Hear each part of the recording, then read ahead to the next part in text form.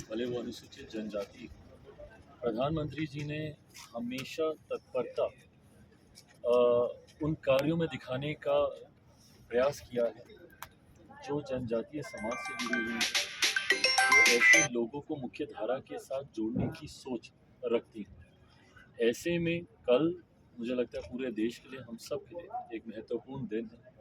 जनजातीय दिवस, भगवान बिरसा मुंडा जी की 150वीं जयंती दिवस है, जिसको देश भर में प्रधानमंत्री जी के निर्देशानुसार पूरे धूमधाम से मनाया जा रहा है।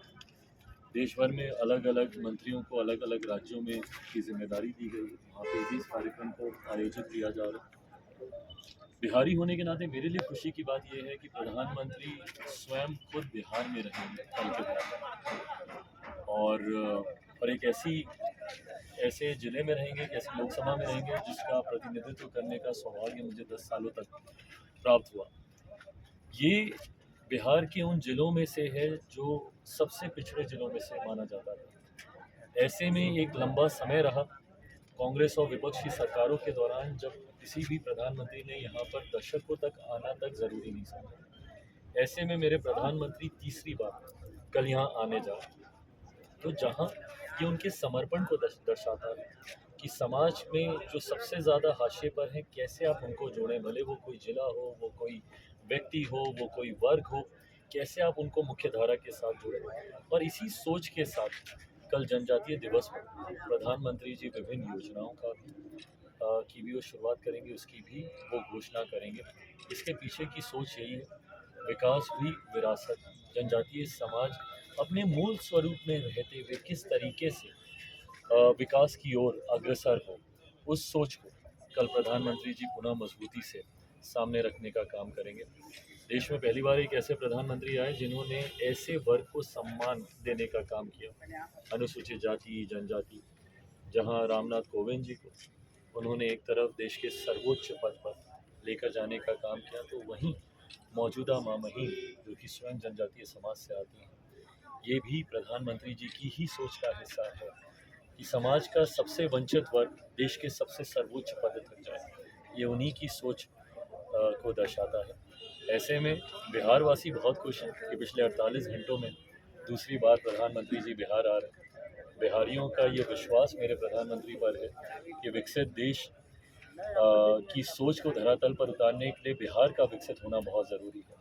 और जब जब प्रधानमंत्री आते हैं, स्वागत की तैयारी पूरी तरीके से आप देख ही रहे हैं जितने जोश और उत्साह के साथ प्रधानमंत्री जी के स्वागत के लिए पूरे जमुई वासी और हम लोग के लिए तो ये बहुत खुशी की बात है, क्योंकि अभी चुनाव में ही प्रधानमंत्री जी यहाँ पर आए थे, चुनाव प्रचार के दौरान ही, और इतनी जल्दी वो दोबारा यहाँ पर आ रहे हैं, तो जमुई वासियों के लिए तो बहुत बड़ी बात है। पर मैं मानता हूँ हम बिहारियों के लिए भी ये बहुत गौरव और सम्मान की बात है। सर 13 तारीख को प्रधानमंत्री ने 12,000 करोड़ का प्रोजेक्ट किया, एम्स सहित बहुत सारे कनेक्टिविटी को लेकर सड़क हुए। अब बिहार के विकास को फिर खास फोकस है, तो उसको आप कैसे देखते हैं कि आगे कैसे डबल इंजन की सरकार आएगी? मोदी की गारंटी को पूरा करने की श्रृंखला की ये शुरुआत है। प्रधानमंत्री जी ने चुनाव प्रचार के दौरान जो जो वादे बिहार की जनता से किए थे, और बिहारियों ने पूरा विश्वास भी रखा था, मुझे इस बात को कबूलने में कहीं कोई संकोच नहीं है कि विपक्ष ने एक स्ट्रॉन्ग फॉल्स नैरेटिव गढ़ने का प्रयास किया, जिसमें उन्होंने कुछ राज्यों में ज़रूर हम लोग को डेंट भी दिया because of that false narrative. आरक्षण को लेकर, संविधान को लेकर, लोकतंत्र को लेकर अलग अलग तरीके की बातें उन्होंने की, पर बिहारियों ने उस फॉल्स नैरेटिव में ना जाते हुए पूरी तरीके से प्रधानमंत्री जी पर विश्वास रखा, और एक खूबसूरत परिणाम बिहार की जनता ने प्रधानमंत्री जी को देने का काम किया। प्रधानमंत्री जी भी उतना ही प्यार बिहारियों से करते हैं, और मोदी की उस गारंटी को पूरा करने की ये शुरुआत है।